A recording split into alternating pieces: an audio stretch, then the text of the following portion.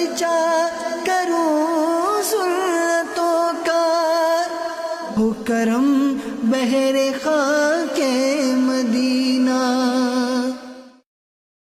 الحمدللہ رب العالمین والصلاة والسلام علی سید المرسلین، اما بعد فاعوذ باللہ من الشیطان الرجیم، بسم اللہ الرحمن الرحیم۔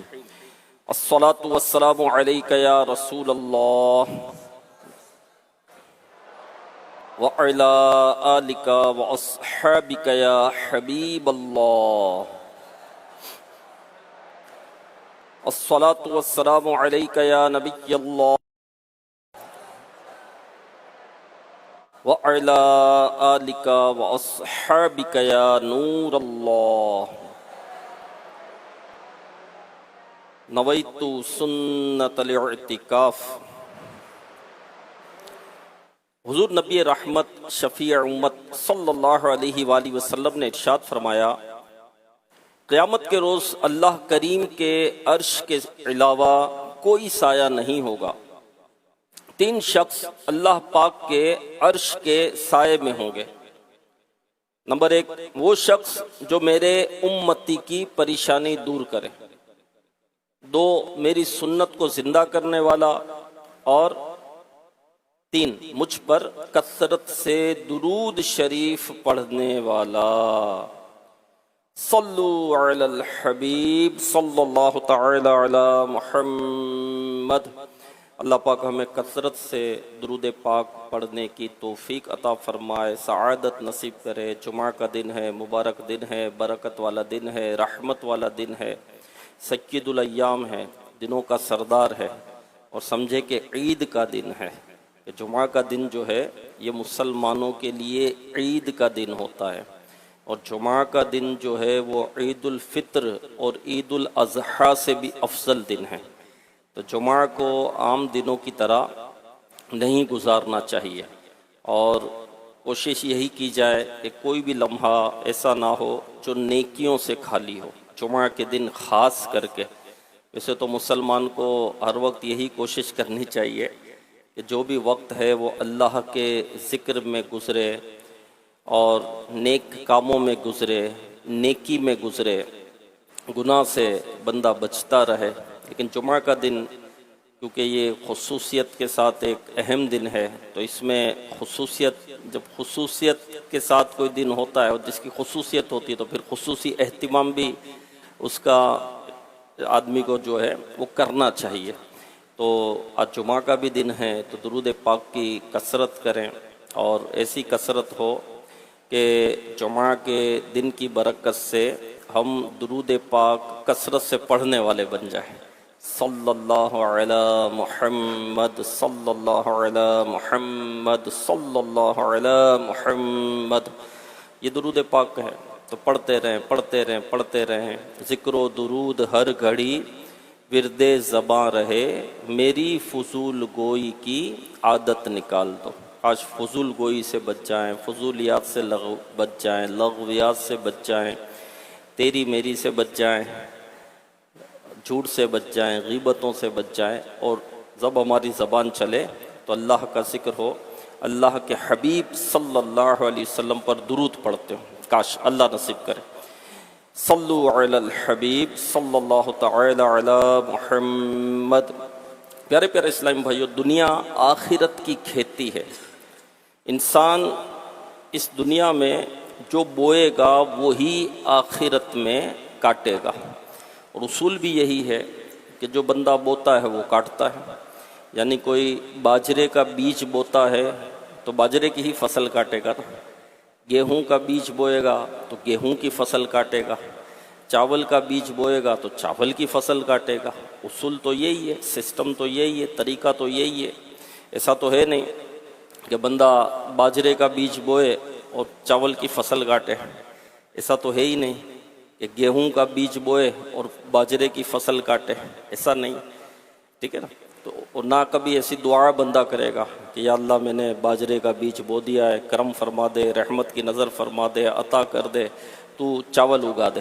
ایسی دعا کرے گا آدمی کبھی بھی؟ اس کو پتہ ہے میں نے باجرے کا بیج بویا ہے تو مجھے باجرے کی فصل ہی کاٹنی ہوگی، ایسی دعا کبھی کرے گا بھی نہیں انسان۔ اچھا ایسی دعا انسان کے تصور میں کبھی آئے گی بھی نہیں۔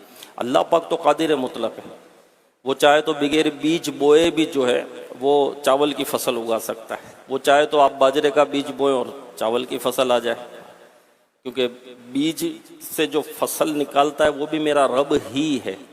بیج کو جو طاقت دی ہے وہ میرے رب ہی نے یہ طاقت دی ہے کہ وہ فصل اگاتا ہے اور فصل ہمیں دیتا ہے۔ تو رب چاہے تو یہ ہو سکتا ہے کہ آپ گیہوں کا بیج بوئے اور چاول کاٹے، اور چاول کا بیج بوئیں اور گیہوں کاٹے، لیکن ایسا ہوتا نہیں ہے، نہ کبھی کوئی اس طرح کی دعا کرتا ہے، بلکہ یہی دعا کرتا ہے یا اللہ میں نے بیج بو دیا ہے، چاول کا بیج بو دیا ہے، اللہ میری چاول کی فصل اچھی ہو جائے، یہ چاول کی فصل میری خراب نہ ہو نا، یہ کرتا ہے دعا۔ لیکن انسان بڑا عجیب ہے کہ بیج گناہوں کا بوتا ہے، بیج جھوٹ کا بو رہا ہے، بیج غیبت کا بو رہا ہے، بیج چغلی کا بو رہا ہے، بیج وعدہ خلافیوں کا بو رہا ہے، بیج جو ہے وہ تکبر کا بو رہا ہے، حسد کا بو رہا ہے، اور خواہش کرتا ہے کہ مجھے جنت نصیب ہو جائے، مجھے جنت مل جائے، نامہ اعمال میرا نیکیوں سے بھر جائے، میں جنت میں مجھے داخلہ نصیب ہو جائے۔ اللہ پاک جس کو چاہے بے حساب بخشتے ہیں، اللہ پاک جس کو چاہے جنت عطا فرمائے، اللہ پاک جس کو چاہے جہنم سے پناہ نصیب کرے۔ دعا انسان کو کرتے رہنا چاہیے، توبہ بھی انسان کو کرتے رہنا چاہیے، توبہ سے بھی کبھی پلٹنا نہیں چاہیے کہ بندے کے گناہ اگر زمین سے آسمان تک بھی ہو جائے اور بندہ سچی توبہ اللہ پاک کی بارگاہ میں کرے اور توبہ کے تقاضے پورے کرے تو اللہ پاک اس کے گناہوں کو معاف فرماتا ہے، اس کی خطاؤں سے درگزر فرماتا ہے۔ میرے آقا اعلیٰ حضرت رحمت اللہ علیہ فرماتے ہیں کہ کسی پر 60 سال کی نمازیں ہوں، 60 سال کی نمازیں اس کے اوپر ہے، 60 سال کی نمازیں قضا ہیں اس کی، اور وہ توبہ کرتا ہے اللہ پاک کی بارگاہ میں، اور سچی توبہ کرتا ہے اور اپنے گھر سے وہ نکلتا ہے کہ میں بھائی اب 60 سال کی نمازیں جو ہے نا یہ میں پڑھوں گا تو، اور اس کا انتقال ہو جاتا ہے، تو اللہ کی رحمت پر امید ہے کہ اللہ پاک اس کو بخش دے گا، کیونکہ اس نے سچی توبہ کی اور یہ اسے قضا پڑھنی بھی تھی، کیونکہ جو گناہ ایسے ہیں جس کی تلافی کی جا سکتی ہے اس کی تلافی بھی کرنی ہے۔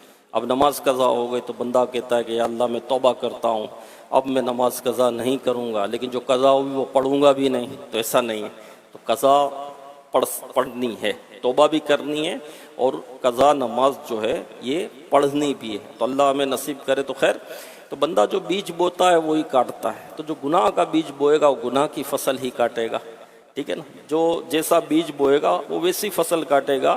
تو میرے پیارے اسلامی بھائیوں، انسان اس دنیا میں جو بوئے گا وہی آخرت میں کاٹے گا، یہ ہمیں ذہن میں رکھنا ہے، اور یہ بھی غور کرنا ہے کہ میں بو کیا رہا ہوں، کون سے بیج بو۔ نماز میری قضا ہو رہی ہے، جماعت میری چھوٹ رہی ہے، سنتوں سے میں دور ہوں، موسیقی میں سنوں، میوزک میں سنوں، میوزیکل فنکشنز میں شرکت کروں، معاذ اللہ استغفر اللہ، بدنگاہیاں میں کروں، موویز میں دیکھوں، ریلز میں دیکھوں، ویڈیوز میں دیکھوں، وائرل میں کروں، اور میں کہوں کہ میری آخرت اچھی ہو جائے۔ میرے آقا اعلیٰ حضرت فرماتے ہیں کام زندہ کے کیے اور تجھے شوق گلزار ہے کیا ہونا ہے، کام جہنم میں جانے والے کیے، کام جہنم میں جانے والے کے، راستہ جہنم کا اپنایا، اور شوق ہے کہ جنت کا باغ نصیب ہو جائے، جنت کا گلزار نصیب ہو جائے، کیا ہونا ہے، ایسا تھوڑی ہوگا، ایسا تھوڑی ہو سکتا ہے۔ تو خیر میرے پیارے اسلامی بھائیوں، قیامت کا دن نیکیوں کی جزائیں اور گناہوں کی سزائیں ملنے کا دن ہے، مگر افسوس یہ سب کچھ جانتے ہوئے ہمیں پتہ ہے مرنا ہے، محشر کے روز اٹھنا ہے، قیامت کا دن برپا ہوگا، 50 سال کا دن ہوگا، سورج 1 میل پر ہوگا، اور نامہ اعمال پڑھ کر سنانا ہوگا، حساب ہوگا، پوچھا جائے گا، لیکن اس کے باوجود بندہ جو ہے وہ عبادت سے دور ہے اور بندوں کے حقوق کی ادائیگی سے بے پرواہ ہو کر جھوٹ، غیبت، چغلی، دھوکہ دہی، دنیا کی محبت میں بدمست اور آخرت کی تیاری سے غافل ہے۔ معلوم سب ہے اس کو، پتہ سب ہے اس کو، مرنا ہے، قبر میں اترنا، محشر کے دن اٹھنا، حساب دینا، لیکن اس کے باوجود عبادت سے دور ہے، اس کے باوجود نیکیوں سے دور ہے، بندوں کے حقوق ادا نہیں کر رہا۔ پتہ ہے آج اس کا حق ادا نہیں کیا، آج اس پر ظلم کیا، آج اس پر زیادتی کی، آج اس کو تکلیف پہنچائی، تو محشر کے روز جو ہے یہ دعوے دار ہوگا، یہ کھڑا ہو جائے گا اور مجھے حساب دینا پڑے گا، اور اس پر جو ظلم کیا، اس پر جو زیادتی کی، جس کا جو حق مارا، اس کے بدلے مجھے نیکیاں دینی پڑے گی۔ اس کو پتہ ہے، اس کو پتہ ہے، پھر بھی بے پرواہ، پھر بھی لاپرواہی ہے۔ تو یہ کیا ہے، وجہ کیا ہے؟ پھر بھی بدمست ہے، آخرت کی تیاری سے غافل ہے، اور اپنے آپ کو بدلنے کی کوشش نہیں کرتا. کئی بیانات سن لیے, کئی اجتماعات میں شرکت کر لی, موت کے بھی بیانات سن لیے, جہنم کے بیانات بھی سن لیے, حقوق العباد کے متعلق بھی سن لیا, محشر کے متعلق سن لیا, موت کا پتہ ہے, کتنوں کے جنازے جو ہے وہ اٹھائے, قبر میں اتارا, سامنے اتارا, قریب والوں کو بھی قبر میں اتارا, دیکھا کہ تنگ و تاریک گڑھا ہے, مجھے بھی اس میں اترنا, یہ سب ہے. لیکن انسان بدلتا نہیں ہے, تبدیلی نہیں آ رہی, تبدیلی نہیں آ رہی. تو اس کی وجہ کیا ہے؟ ایک بڑی وجہ کیا؟ ویسے تو بہت ساری وجوہات اس کی ہوتی ہے کہ انسان کے اندر تبدیلی نہیں آ رہی ہوتی ہے. اس کی کئی وجوہات ہیں جو بڑی بڑی مین جس کو جھڑ کہہ لو, جس کو بنیاد کہہ لو, وہ کیا ہے کہ ہم تبدیل کیوں نہیں ہو رہے, ہم بدل کیوں نہیں رہے. تو اس کی وجہ ہے, 3 اہم وجوہات ہیں اس کی کہ ہمارے اندر تبدیلی نہیں آتی, ہمارے روٹین میں تبدیلی نہیں آتی, ہمارے انداز میں تبدیلی نہیں آتی, ہمارے کردار میں تبدیلی نہیں آتی, ہماری گفتار میں تبدیلی نہیں آتی, ہمارے اعمال ویسے کے ویسے ہی رہتے. رمضان آیا, روزے بھی رکھے, سحری بھی کی, افطار بھی کی, تراویح بھی ادا کی, رمضان کے بعد ویسے کے ویسے ہی ہو گئے جیسے پہلے تھے. ہاں ویسے کے ویسے ہو گئے جیسے پہلے تھے. کیوں تبدیل نہیں ہو رہے؟ وجہ کیا ہے؟ تو پہلی وجہ اس کی ہے کہ لمبی امید ہے. یہ لمبی امید جو ہے یہ بندے کو تبدیل نہیں ہونے دیتی. سیکنڈ, خود احتسابی, محاسبہ نفس کا نہ ہونا, اپنے اعمال کا جائزہ نہ لینا, دنیا بھر کا تو جائزہ لینا, دوستوں کا جائزہ لینا, پڑوسیوں کا جائزہ لینا, خاندان والوں کا جائزہ لینا, یہ کرتا ہے, وہ کرتا ہے, اس کو ایسا نہیں کرنا چاہیے, اس کو ویسا نہیں کرنا چاہیے, اس کے حالات یہ, ارے اس کا کردار یہ, اس کی باتیں ایسی. اب سب کے جائزے لے رہا ہے, تجھے سب کا جو ہے وہ محتسب بنا دیا گیا ہے, جو سب کے جائزے لینے پہ. اب اپنا تو جائزہ دے اللہ کے بندے. امیر اہل سنت فرماتے نا, کسی کی طرف 1 انگلی اٹھاؤ گے تو 3 انگلیاں تمہاری طرف ہے, دوسرے کی طرف یہ کرتا ہے نا آدمی, تو 3 انگلیاں تیری طرف ہے کہ بھائی تو اپنے آپ کو دیکھ, تو اپنے کو تو دیکھ, دوسرے کو دیکھ رہا ہے, اپنے کو دیکھ نہیں رہا. آپ کہتے ہیں نا اپنے گریبان میں تو جھانک, تو اپنے گریبان میں تو نہیں جھانک رہا, دوسروں کی آنکھ کا تو بال نظر آ رہا ہے, اور خود کے سامنے جو شہتیر ہے وہ نظر نہیں آ رہا. یہ مثال دی گئی, تو اپنا جائزہ نہ لینا. اور تھرڈ جو ہے جو بندے کو تبدیل نہیں ہونے دیتی وہ بری صحبتیں ہوتی ہیں. یہ 3 چیزیں ایسی ہیں جو سمجھ لیں کہ یہ تبدیل انسان جو نہیں ہو رہا ہوتا, اس کی جو بنیاد ہے, اس کی جو جڑ ہے. تو اللہ رحمت کی نظر کرے. تو آج اس کے متعلق ہم کچھ سنیں گے, اور اس پر اللہ پاک ہمیں عمل کی بھی توفیق عطا فرمائے کہ لمبی امیدوں سے ہم باز آ جائیں, صحیح نا, اپنا محاسبہ کرنے والے ہو جائیں اور اچھی صحبت اپنانے والے ہو جائیں.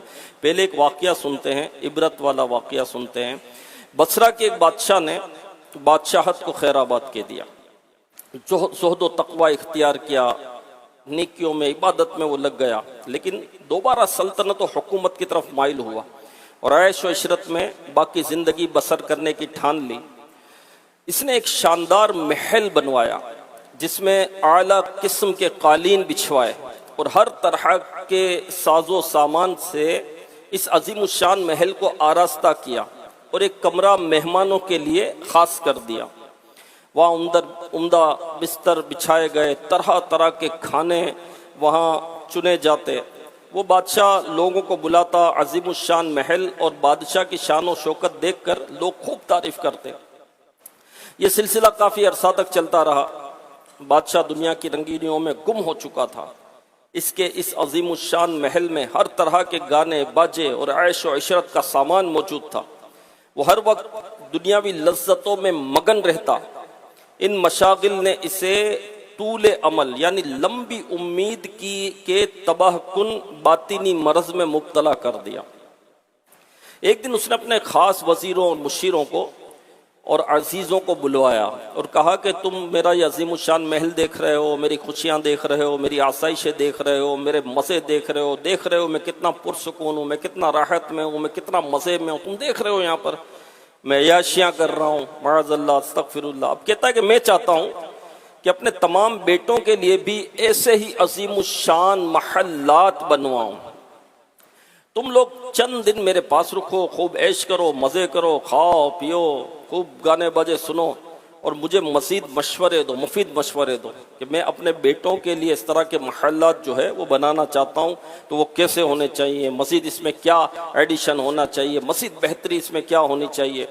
چنانچہ وہ لوگ اس کے پاس رہنے لگے اور بادشاہ کے ساتھ وہ لہو و لو میں مشغول بھی تھے. اور گناہوں میں بھی لگے ہوئے تھے اور مشورے بھی دیتے تھے۔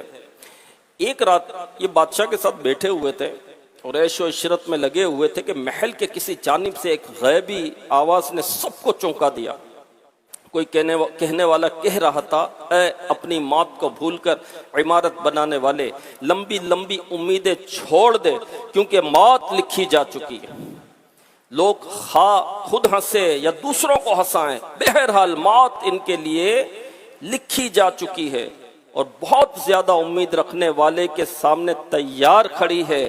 ایسے مکانات ہرگز نہ بنا جن میں تجھے رہنا ہی نہیں۔ تو عبادت اور ریاضت اختیار کر تاکہ تیرے گناہ معاف ہو جائیں۔ اس غیبی آواز نے بادشاہ اور اس کے تمام ہمراہیوں کو خوف میں مبتلا کر دیا۔ بادشاہ نے اپنے دوستوں سے کہا، جو غیبی آواز میں نے سنی کیا تم نے بھی سنی؟ سب نے کہا جی ہاں، ہم نے بھی سنی ہے۔ بادشاہ نے کہا، جو چیز میں محسوس کر رہا ہوں کیا تم بھی محسوس کر رہے ہو؟ پوچھا، آپ کیا محسوس کر رہے ہیں؟ اس نے کہا، میں اپنے دل پر کچھ بوجھ سا محسوس کر رہا ہوں۔ مجھے لگتا ہے کہ میری موت کا پیغام آ چکا ہے۔ لوگوں نے کہا، ایسی بات مت کریں، اللہ آپ کو لمبی عمر دے، عزت دے، آپ پریشان کیوں ہوتے ہو؟ اس غیبی آواز نے بادشاہ کے دل سے لمبی لمبی امیدوں کا خاتمہ کر دیا تھا۔ اب لمبی امیدیں جو تھی نا، اس غیبی آواز نے بادشاہ کے دل سے وہ لمبی امیدیں ختم کر دی۔ اب اسے عیش و عشرت کے تمام منصوبے حقیر نظر آنے لگے، کیونکہ لمبی امید کا جو بیج اس کے دل میں گھر کر چکا تھا وہ نکل گیا۔ اب اس کو موت نظر آتی ہے، کیونکہ لمبی امید موت سے غافل کرتی ہے آدمی کو۔ تو اب اسے یہ ساری چیزیں حقیر نظر آنے لگی۔ فکر آخرت کا اس پر غلبہ ہوا، اس کے دل سے خواہشات کی آگ بجھ گئی اور وہ گناہ چھوڑنے کا عزم کرتے ہوئے بارگاہ خداوندی میں یوں عرض گزار ہوا، اے میرے پاک پروردگار، میں تجھے اور تیرے یہاں موجود تیرے بندوں کو گواہ بنا کر تیری طرف رجوع کرتا ہوں۔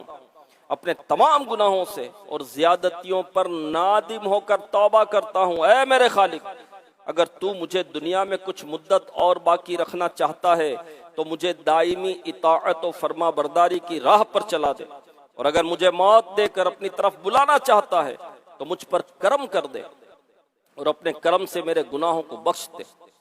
بادشاہ اسی طرح مصروف التجا رہا اور اس کا درد جو ہے وہ بڑھتا گیا۔ پھر اس نے ان کلمات کی تکرار شروع کر دی، اللہ کی قسم موت، اللہ کی قسم موت، اللہ کی قسم موت۔ بس یہی کلمات اس کی زبان پر جاری تھے کہ اس کی روح پرواز کر گئی۔ خدایا برے خاتمے سے بچانا،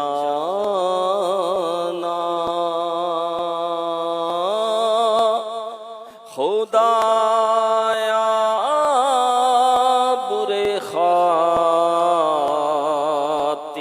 سے بچانا، پڑھوں کلمہ جب نکلے دم یا الہی، پڑھوں کلمہ جب نکلے دم یا الہی، اور گناہوں کی عادت بڑھی جا رہی ہے، گناہوں کی عادت بڑھی جا رہی ہے، کرم یا الہی، کرم یا الہی، کرم یا الہی، کرم یا الہی۔ تو پیارے پیارے اسلامی بھائی اور مدنی چینل کے ناظرین، ہماری اصلاح میں جو سب سے پہلی رکاوٹ اور بڑی رکاوٹ ہے وہ کیا ہے؟ لمبی امیدیں، موت کا پیش نظر نہ ہونا، قبر کے گڑھے کا پیش نظر نہ ہونا، یہ تصور نہیں ہونا کہ مجھے کبھی بھی موت آ جائے گی۔ یہ باتیں تو ہم کرتے ہیں، سنتے بھی ہیں، بولتے بھی ہیں، لیکن یہ تصور نہیں جمتا کہ بھائی موت کبھی بھی آ سکتی ہے۔ کتنے لوگ ایسے ہیں جو بظاہر صحت مند ہوتے ہیں، تندرست ہوتے ہیں، کوئی مرض نہیں ہوتا، کیونکہ موت کے لیے مرض کی تو ضرورت نہیں ہے کہ مرض لگے گا تو ہی موت آئے گی۔ موت کے لیے عمر کی بھی قید نہیں کہ 70 سال کے بعد موت آتی ہے، 80 سال کے بعد موت آتی ہے، اس سے پہلے تو موت آتی ہی نہیں ہے، اس سے پہلے تو بندہ زندہ ہی رہتا ہے، ایسا تو ہے نہیں۔ موت کے لیے نہ مرض کی ضرورت ہے کہ مرض ہونا ضروری ہے، نہ موت کے لیے عمر کی کوئی قید ہے کہ اس کے بعد ہی موت آئے گی، ایسا نہیں ہے۔ موت کے لیے تو وقت مقرر ہے، جب وقت مقرر ہے اس وقت پر موت آنی ہے۔ اگر کسی کا آج وقت مقرر ہے تو اس کی موت آج ہی آئے گی، کل نہیں آئے گی اس کی موت۔ جس کا وقت پرسوں جس کا وقت مقرر ہے، اور ہو گئے کئیوں کے وقت مقرر ہوتے ہیں، روز دنیا سے لوگ جا رہے ہیں، جاتے ہیں کہ نہیں جاتے؟ آپ بتائیں کہ آج لوگ دنیا سے جائیں گے کہ نہیں جائیں گے؟ لوگوں کے انتقال ہوں گے کہ نہیں ہوں گے؟ کل انتقال ہوں گے کہ نہیں ہوں گے؟ آپ کیسے کہہ سکتے ہیں؟ آپ مجھے بتائیں، کیونکہ آپ کو پتا ہے کہ روز لوگ مرتے ہیں۔ اچھا، آج دنیا میں لوگ آئیں گے کہ نہیں آئیں گے؟ بچوں کی پیدائش ہوگی نہیں ہوگی؟ ہوگی نا، روز بچے پیدا ہو رہے ہیں، لوگ دنیا سے جا رہے ہیں۔ بلکہ یہ بھی ہے کہ جو ابھی دنیا میں نہیں آئے وہ ہماری موت کی دعا کرتے ہیں، یہ بھی ہے۔ جو دنیا میں بھی آئے نہیں، ان کو دنیا میں آنا ہے، وہ ہماری موت کی دعائیں کرتے ہیں، یہ لوگ جائیں ہم آئیں۔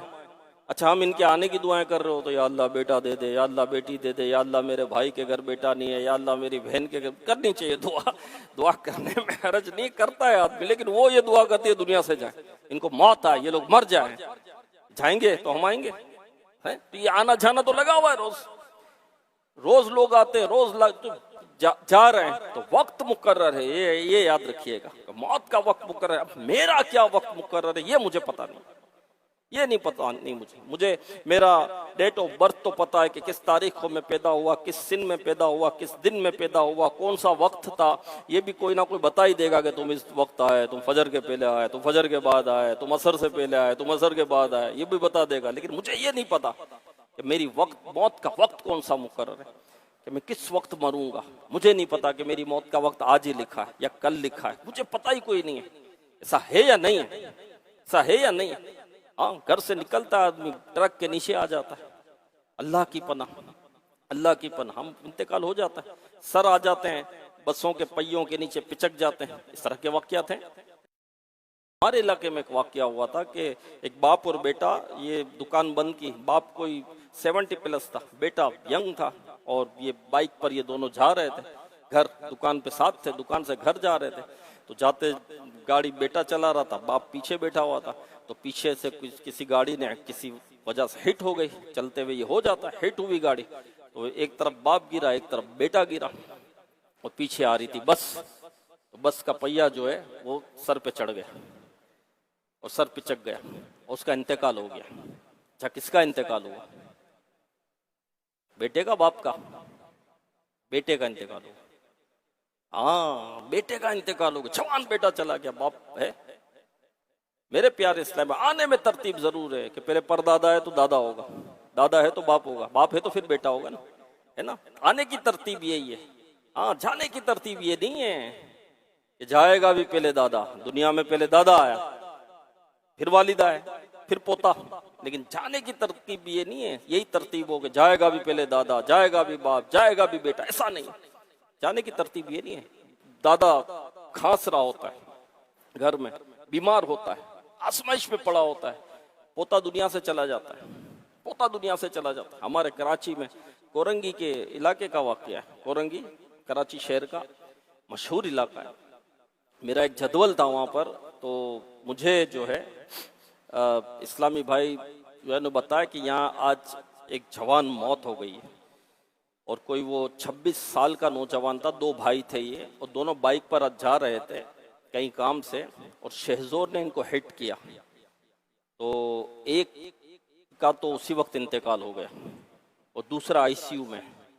اچھا، یہ واقعہ شام کو ہوا تھا، اور مجھے یہ بتایا عشاء کے وقت میں، تو کہا کہ اس کی تو مطلب کہ تدفین ایک بھائی کی کر دی گئی ہے، اور جو ہے لوگ وہاں جمع ہیں، تو یہ ہم تعزیت کے لیے چلیں، تو میں صحیح دعوت اسلامی تعزیت بھی عادت سب کرتے ہیں. دعوت اسلامی کا شعبہ کفن دفن کا بھی ہے کہ جب کسی کا انتقال ہو جائے تو کفن دینا، وہاں دلاسا دینا، جا کر غسل دینا، کفن دینا، قبرستان تک جانا، سنت کے مطابق ساری ترکیبیں کرنا. خیر ہم تعزیت کے لیے گئے وہاں تو ایک مجمع جمع تھا، جوان موت تھی، بہت بڑا مجمع جمع تھا. تو وہاں پھر کچھ نیکی کی دعوت ہوئی اور تو میں نے پھر دعا ہوئی تو میں نے دیکھا کہ ایک بڑی عمر کے ویل چیئر پر وہاں بیٹھے ہوئے تھے اور کافی کمزور تھے، اور وہ جو ہے ہیروئن بیگ لگا ہوتا ہے نا، وہ بھی ان کا لگا ہوا تھا وہاں پر. تو میں سمجھ گیا کہ قریبی رشتہ دار ہیں ان کے. ظاہر ہے کہ اس کیفیت میں آدمی اتنا بیمار اور اتنا کمزور اور ویل چیئر پر ہے، ہیروئن بیگ بھی لگا ہوا ہے، تو اس کیفیت میں تو کوئی قریبی رشتہ دار ہی آئے گا اور تو کوئی نہیں آئے گا. خیر دعا وغیرہ ہوئی، پھر میں نے ان سے بھی عیادت کر لیں، ان بڑے میاں سے، بیچارے بیمار ہیں.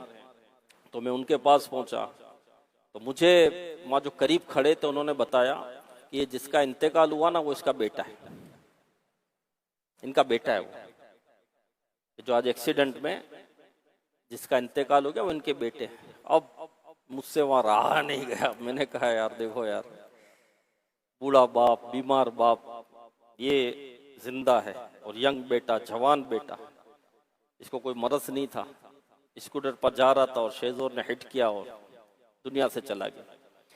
تو اچھا لوگوں کو تو یہ ہوگا نا کہ رشتہ دار کے یہاں گئے ہوں گے کہ بھائی فلاں کا انتقال ہو گیا، تو قریبی رشتہ دار بولتے ہوں گے نہیں غلط فہمی ہوئی ہوگی، اس کے والد کا انتقال ہوا ہوگا، کیونکہ بیمار تو وہ تھے، ہاسپٹل میں تو وہ تھے، ایڈمٹ تو وہ تھے. جو کیفیت تھی وہ تو یہ کہیں گے نہیں بھائی ان کا نہیں، وہ تو زندہ ہے ابھی. اچھا بیمار، ایجڈ، بیمار، زندہ ہے، بیٹا چلا گیا، کیسی ہوگی تکلیف. ایک اور بات بتاؤں میں آپ کو، یہ دونوں بھائی تھے اور دونوں کی شادی ہوئے 1 سال ہوا تھا. آپ بتاؤ یار، ٹھیک ہے. پھر ہم وہاں سے نکل گئے، صحیح دعا وغیرہ. ایک بھائی آئی سی یو میں تھا، پتا چلا. پھر مجھے لیٹ نائٹ خبر ملی کہ اس کا بھی انتقال ہو گیا. 2 جوان بھائی، ایک ساتھ شادی ہوئی، 1 سال پہلے ان کی شادی ہوئی، اور دونوں مطلب اچھا دونوں کی عمروں میں بھی 1 سال کا ہی فرق تھا. شاید ایک کی عمر 25 تھی، ایک کی 26 تھی، یا ایک کی 26 یا ایک کی 27 تھی، یہی تھا کچھ، دونوں میں سے ایک تھا. اب آپ بتائیں میرے پیارے اسلامی بھائیوں کہ بوڑھا باپ، بیمار باپ موجود ہے، جوان بیٹے 2 کے 2 چلے گئے، ینگ، دونوں بیٹے ینگ، 2 کے 2 دنیا سے چلے گئے. اب کیا پتا یار. تو موت کے اسباب تو میرے پیارے اسلام بھائی چاروں طرف ہے ہمارے. اب موت کے اسباب چاروں طرف ہیں. ابن آدم کے گرد 99 موتیں منڈلاتی ہیں، ہمارے گرد 99 موتیں گھوم رہی ہے. اور اگر بندہ بچ کر نکل گیا تو بڑھاپا سامنے. یہ 99 موتوں کو ڈوز دے کر نکلیں آپ تو پھر سامنے بڑھاپا کھڑا ہوا ہے. بڑھاپا خود ایک مرض ہے، بڑھاپا خود ایک مرض ہے. ہاں لیکن لمبی امید جو ہے نا، یہ بوڑھے کو بھی چین سے نہیں بیٹھنے دیتی. وہ بڑھاپے پر جب پہنچ جاتا ہے اور اس کی لمبی امیدیں ایسی ہوتی ہے. ملک الموت علیہ السلام کہیں بیٹھے تھے، کہیں تھے تو مسکرانے لگے، پہلے رونے لگے پھر مسکرانے لگے. اللہ پاک کو سب پتہ ہے. اللہ پاک نے پھر بھی پوچھا کہ تم کیوں روئے اور کیوں مسکرائے؟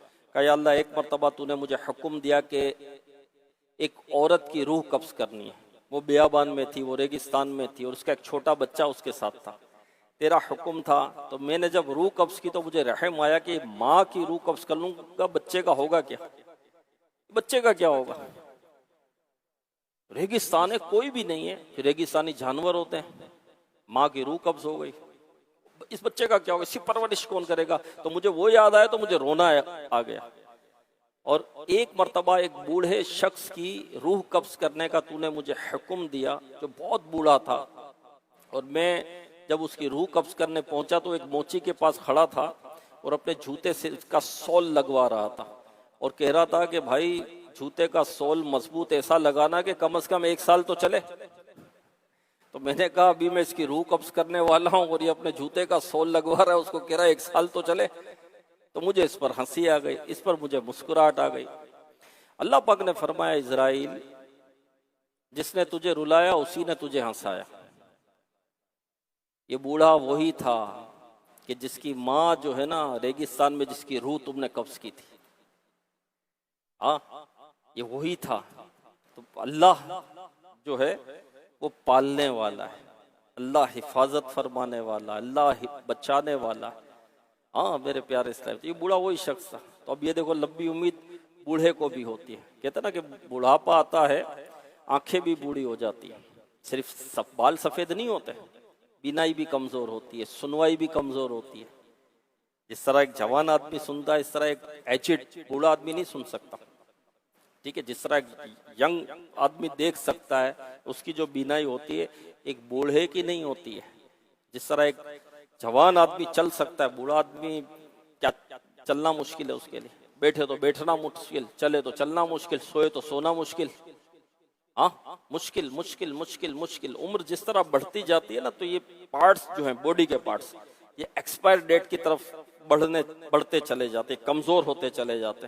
اس پھر مشکل ہی مشکل ہے، کیونکہ بڑھاپا خود ایک مرض ہے. وہ ایک بزرگ جو ہے کسی ڈاکٹر کے بعد کمر میں درد ہوتا ہے تو کہا بزرگوں عمر کا تقاضا ہے. کہا سینے میں بھی جلن ہوتی ہے تو ڈاکٹر صاحب نے کہا بزرگوں عمر کا تقاضا ہے. رات کو نیند نہیں آتی. کہا بزرگوں عمر کا تقاضا ہے. اب بزرگوں کو غصہ آ گیا، عمر کا تقاضا ہے، عمر کا تقاضا ہے، عمر کا تقاضا، جو تم کو بولا عمر کا تقاضا ہے. چلو بابا جی جو آپ کو غصہ آیا نا یہ بھی عمر کا تقاضا ہے. سمجھے؟ تو غصہ بھی جو ہے نا یہ بھی عمر کا تقاضا ہے تمہارے. تو بڑھاپا خود ایک مرض ہے، مگر بڑھاپے سے پا کر پیا میں قضا بھی. نہ چونکا نہ چیتا نہ سنبھلا ذرا بھی، ہے تیری غفلت کی کوئی انتہا بھی، جنوں کب تلک ہوش میں آ بھی. جگہ جی لگانے کی دنیا نہیں ہے، یہ عبرت کی جا ہے تماشا نہیں. کھیل نہیں ہو رہا، تماشا نہیں ہو رہا، تماشا لگا ہوا ہے کوئی نہیں. عبرت عبرت ہے میرے پیارے اسلام، عبرت عبرت ہے. تو لمبی امید جو ہے یہ بوڑھے کو بھی ہوتی ہے. تو یہ پارٹس بوڑھے ہو جاتے ہیں بندے کے، ہرس بوڑھی نہیں ہوتی، زبان بوڑھی نہیں ہوتی. دو چیزیں، ہرس جو ہے نا یہ بوڑھی نہیں ہوتی. ہاں یہ بوڑھی نہیں ہوتی ہے. تو جوانی ایک بہت بڑی، جوانی بھی نعمت ہے عبادت کے لیے. ایک بزرگ جو ہے وہ کچھ ڈھونڈ رہے تھے، کوئی چیز تلاش کر رہے تو ایک مسخرہ نوجوان گزرا. بولے بابا جی کیا ہوا، کیا کھو گیا، کیا نہیں مل رہا، پیسے گر گئے، میں ڈھونڈ دوں. کہا بیٹا جوانی ڈھونڈ رہا ہوں، میری جوانی چلی گئی. ہائے ہائے میری جوانی ڈھونڈ رہا ہوں، وہ چلی گئی. ہاں یہ چوٹ کی. وہ بڑھاپا دیکھا جو آ کر نہیں جاتا، وہ جوانی دیکھی جو جا کر نہیں آتی. جوانی چلی جائے گی نہیں آئے گی، بڑھاپا آئے گا تو جائے گا نہیں. بڑھاپا جانے کے لیے نہیں آتا، لے جانے کے لیے آتا ہے. اللہ سے عافیت کا سوال ہے میرے پہ. تو لمبی امید ہے کس چیز کی یار؟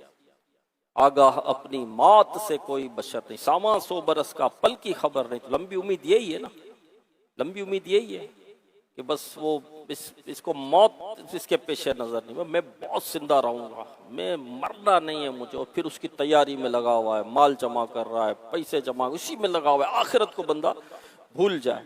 تو لمبی امیدیں انسان کو گناہ کے گہرے گڑھے میں ڈھکیل دیتی ہے. کیونکہ جب اس کو مرنا ہی نہیں ہے، جب مرنا ہی نہیں ہے اور زندہ رہنا ہے تو پھر اس کی توجہ عیش و عشرت کی طرف جائے گی. مرنا ہی نہیں ہے تو یہ بھی میرے پاس ہونا چاہیے، تو وہ بھی میرے پاس ہونا چاہیے. لمبی امیدیں خواہشات کا دروازہ کھولتی ہے. موت پیش نظر نہیں ہوتی تو خواہشات بڑی بڑی ہوتی ہے. پھر ابھی بادشاہ کا جو واقعہ ہم نے سنا اس پر دقت کب طاری ہوئی؟ جب اس کی لمبی امید کا جو بیج تھا وہ نکل گیا.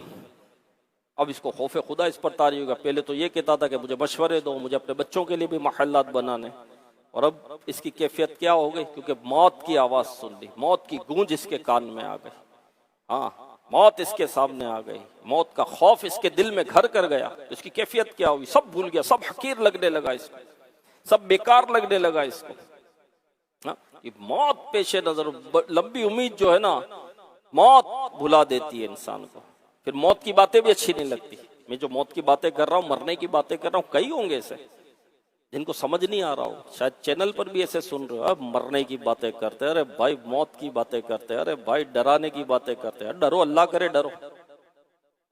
ہاں اللہ کرے ڈرو، ڈرتے ہی تو نہیں ہے، پرابلم ہی یہی ہے۔ ہاں میرے آقا ڈر سنانے آئے صلی اللہ علیہ وسلم، ہاں ڈر سنانے کے لیے، ڈرو ڈرو اللہ سے ڈرو۔ اللہ فرماتا میرا خوف کرو، کیونکہ خوف خدا جو ہے نا یہ گناہوں کی جڑوں کو کاٹ دیتا ہے۔ ویسے ہی انسان کی کیفیت ہی یہی ہے کہ وہ کسی چیز سے بچتا ہی خوف کی وجہ سے، کوئی کام کرتا خوف کی وجہ سے۔ بچہ پورے سال نہیں پڑھے گا، امتحان قریب ہوں گے تو وہ بھائی دن رات پڑھ رہا ہے، دن رات پڑھ رہا ہے، دن رات پڑھ رہا ہے، تو اس کو کون پڑھا رہا ہے؟ اس کو خوف پڑھا رہا ہے۔ کون سا خوف پڑھا رہا ہے؟ فیل ہونے کا خوف پڑھا رہا ہے۔ فیل ہو گیا، ابو ماریں گے، سال ضائع ہو جائے گا، سال برباد ہو جائے، تو خوف ہی تو ہوتا ہے۔ صبح بندہ سخت سردی میں گدے سے بھائی رضائی کے اندر، کمبل کے اندر، او بھائی سردی لگ رہی ہے، نکلنے کو دل نہیں کرتا، نکلتا ہے ٹھنڈے پانی سے وہ منہ دھوتا ہے، چہرہ دھوتا ہے، ہاں، اور ٹھٹھراتے ہوئے گھر سے باہر نکلتا ہے۔ کیوں نکلا بھائی؟ اس کو خوف نے نکالا ہے۔ کس خوف نے نکالا ہے؟ سیٹ کے خوف نے نکالا۔ سیٹ کام سے نکال دے گا، نوکری پہ نہیں پہنچا تو۔ اچھا سیٹ ہے تو سیٹ کو کس خوف نے نکالا ہے؟ سیٹ کو نوکروں کے خوف نے نکالا ہے۔ وقت پر نہیں پہنچا تو نوکروں نے خیانت کر دی تو، میرا مال برباد ہو گیا تو، میری دکان تباہ ہو گئی تو، خوف ہی تو ہوتا ہے، خوف ہی تو ہوتا ہے۔ اور کیا ہوتا ہے؟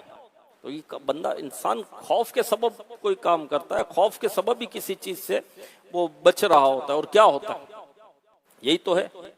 تو خوف خدا جو ہے یہ میرے پیارے اسلام بھائیوں گناہوں سے بچاتا ہے۔ اللہ کرے ہمیں اللہ پاک اپنا خوف نصیب کرتے ہیں۔ تیرے خوف سے، تیرے ڈر سے ہمیشہ،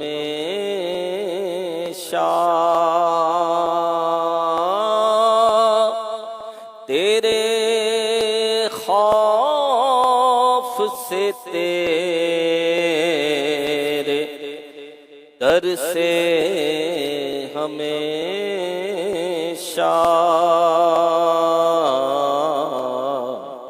میں تھر تھر رہوں کانپتا یا الہی، میں تھر تھر رہوں کانپتا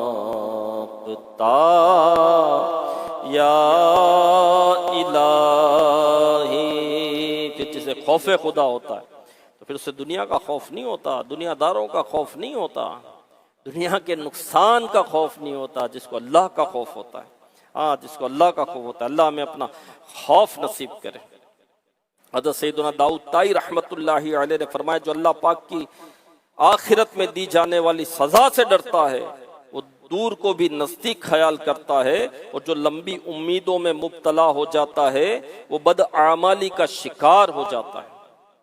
لہذا ہمیں چاہیے کہ لمبی امیدوں سے چھٹکارا پانے کے لیے لمبی امیدوں کے نقصانات اور موت کو یاد کرنے کے فضائل پر نظر رکھیں، اور اس کی برکت سے ہماری اصلاح ہوگی انشاءاللہ الکریم۔ اور دوسری رکاوٹ کیا تھی؟ اپنا جائزہ نہ لینا، خود احتسابی نہ کرنا، اپنے اعمال کا احتساب نہ کرنا، اپنی آخرت سے غافل ہو جانا کہ اللہ پاک نے عظیم نعمت زندگی کی مجھے عطا کی ہے، ایک ایک لمحہ بڑا قیمتی ہے، میں اس میں آخرت کی تیاری کر سکتا ہوں، لیکن میرا حال کیا ہے؟ فجر میں اوندا پڑا ہوتا ہوں، فجر تو میں پڑھتا نہیں ہوں، ظہر کا مجھے پتہ نہیں ہے، عصر کی میری جماعت چلی جاتی ہے، نہ میرے بولنے کے ٹھکانے، نہ میرے دیکھنے کے ٹھکانے، نہ میرے سننے کے ٹھکانے، پورا دن میرا گناہوں میں گزر رہا ہے، میں کر کیا رہا ہوں؟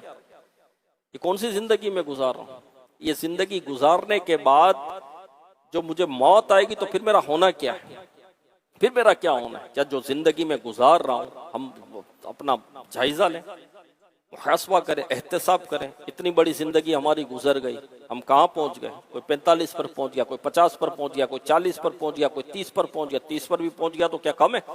30 سال زندگی کے گزار دی، ایوریج زندگی کی 50 سال کہی جا رہی ہے۔ پہلے 60 سال آیا تھا کہ 60-70 سال ایوریج ہے، اب 50 سال کہی جاتی ہے۔ 50 سال کی زندگی 30 سال گزار دی ہے، اور واقعی 50 سال کی ہے ایوریج اگر جی بھی لیتا ہے تو بچا کیا تیرے پاس؟ آدھی سے زیادہ تو گزر گئی، آدھی سے زیادہ گزر گئی۔ تو جو گزار چکا اس میں کیا کیا؟ وہ کیسی گزاری میں نے؟ یہ غور کرے آدمی، اب جو گزار رہا ہوں وہ کیسے گزار رہا ہوں؟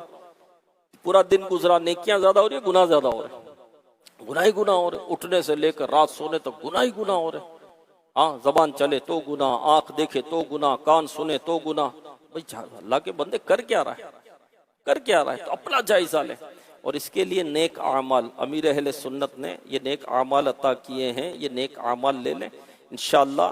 یہ احتساب کے لیے، یہ اپنا جائزہ لینے کے لیے۔ بندہ کہے مجھے تو اپنا جائزہ بھی لینا نہیں آتا، تو بھائی امیر اہل سنت نے جائزے کا طریقہ بھی عطا کر دیا۔ اب اس سے لے لو بھائی، ہمیں نہیں آتا، واقعی نہیں آتا، سچی بات ہے۔ ہم تو جائزہ بھی لینے بیٹھیں گے تو پتہ چلا کہیں اور ہو جائیں گے، کئی اور سوچوں میں چلے جائیں گے، وہ حساب کتاب میں لگ جائیں گے، یا کسی کی تیری میری میں لگ جائیں گے، یا کسی کی بات دماغ میں بیٹھ جائے گی کہ اس نے یہ کیا تھا، اب میں نہیں چھوڑوں گا اس کو۔ ابھی جائزہ اپنا لینے بیٹھے تھے اور پہنچ کہیں گئے۔ تو بھئی یہ نیک اعمال کا رسالہ لے لیں، اس کو پر کرنا شروع کریں۔ اس میں یہ جائزے کا پورا طریقہ ہے، سوالن ہے، نیچے کھانے بھی بنے ہوئے ہیں، اور ہر کھانے جو تاریخ کے حساب سے کھانے بنے، جو تاریخ ہے اس میں نشان لگانا شروع کر دیں۔ سوال ہے کہ پانچوں نمازیں جماعت کے ساتھ پڑھی، جائزہ لیں، نماز کا کیا حال تھا، فجر میں کہا تھا، ظہر میں کہا تھا، جھوٹ تو نہیں بولا، آج میں نے کس کس سے بات کی اور اس کو جھوٹ بول دیا تھا، بدنگاہی تو نہیں کی۔ سوشل میڈیا پر پیج بنایا ہوا ہے میں نے، اور جاتا ہوں اس پر تو وہاں تو کیا کیا ہو رہا ہوتا ہے، بدنگاہی تو ہو رہی ہے، تو گناہ کا کام ہے، رب کی نافرمانی، یہ بھی میں کر رہا ہوں، یہ بھی میں کر رہا ہوں، معاذ اللہ۔ اللہ کی پناہ، ماں باپ کا ادب اور احترام کیا۔ اب یہ سوالات ہیں سارے، بھائی اس کو لے کر بیٹھ جائیں انشاءاللہ، روز اس کو بھرنا شروع کر دیں تو یہ اپنا جائزہ ہو جائے گا۔ اچھی صحبت اختیار کرے، بری صحبت بھی بندے کو جو ہے وہ لمبی امیدوں میں مبتلا کر دیتی ہے۔ اللہ پاک ہمیں نیک اعمال کی توفیق عطا فرمائے، اپنے آخرت کی تیاری کی سعادت عطا فرمائے، آمین بجاہ خاتم النبیین صلی اللہ علیہ وآلہ وسلم۔ صلو علی الحبیب صلی اللہ علی محمد۔ میں مبلغ بنوں سنتوں کا، خوب چرچا کروں سنتوں کا، ہو کرم بہر خاک